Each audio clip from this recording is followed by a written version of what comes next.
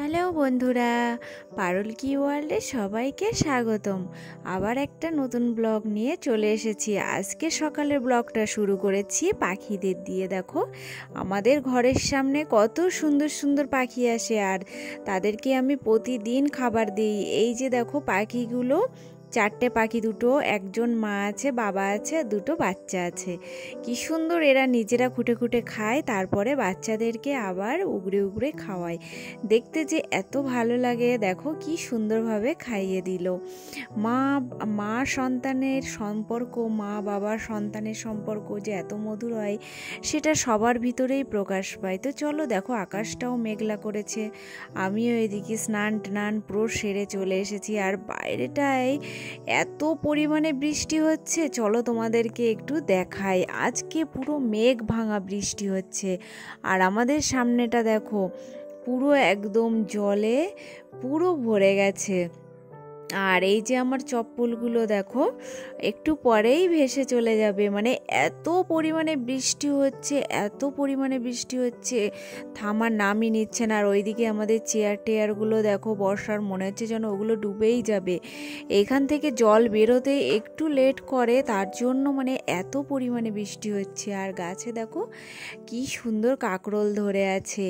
গাছপালা তো বৃষ্টি হলে অনেক আনন্দ পায়, কিন্তু আমাদেরও আনন্দ হয়, কিন্তু বৃষ্টিটা একটু অতিরিক্তই হচ্ছে। এই কটা দিন এত পরিমাণে বৃষ্টি হচ্ছে, বাইরের তো কোনো কাজই করা যাচ্ছে না। তার জন্য মানে ভীষণভাবে খারাপ লাগছে। আর জামা কাপড় ঘরে পুরো ভরা দেখো। আর এইখানে আমি কি রান্না করেছি, উচ্ছে ভাজা করেছি, আর ডিম দিয়ে আলু দিয়ে একটা ঝোল করেছি।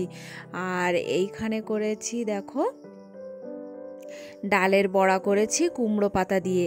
ডালের বড়া কুমড়ো পাতা দিয়ে তোমরা কে কে ভালোবাসো অবশ্যই কিন্তু একটু দেখিও। আমি ঘরে দেখাতে পারলাম না ভালো করে, কারণ কারেন্ট ছিল না, ওর জন্য আমি ভালো করে দেখাতে পারিনি। আর এই কটা দিন জানো তো এত কারেন্টের সমস্যা করছে।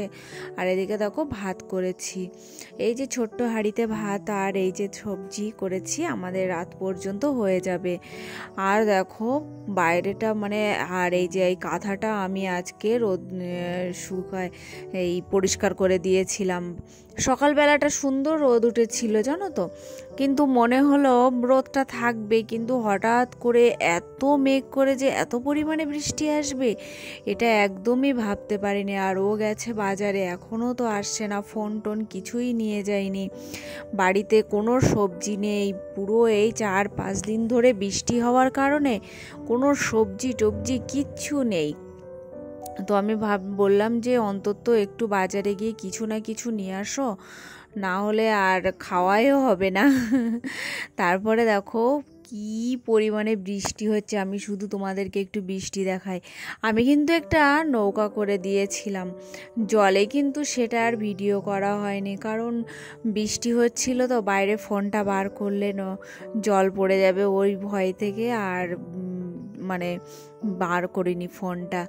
না, তার নৌকাটা বেশি দূর যেতে পারিনি, তার আগেই ডুব মেরে গেছে, কারণ এত পরিমাণে ওই নৌকার ওপরে বৃষ্টি পড়ছে, তার কারণে সে আর নৌকা আর সমুদ্রে যেতেই পারেনি। আর দেখো ওই যে ও চলে আসছে বাজার করে করে, আর আমার চপ্পলগুলো দেখো ভেসে চলে যাচ্ছে নৌকার মতো। তো দেখো নৌকার মতো ভেসে চপ্পলগুলো কোথায় চলে যাবে তার কোনো ঠিক নেই। আর দেখো কতটা জল, তোমরা বুঝতেই পারবে, ওর পুরো পাটা ঢেকেই যাচ্ছে।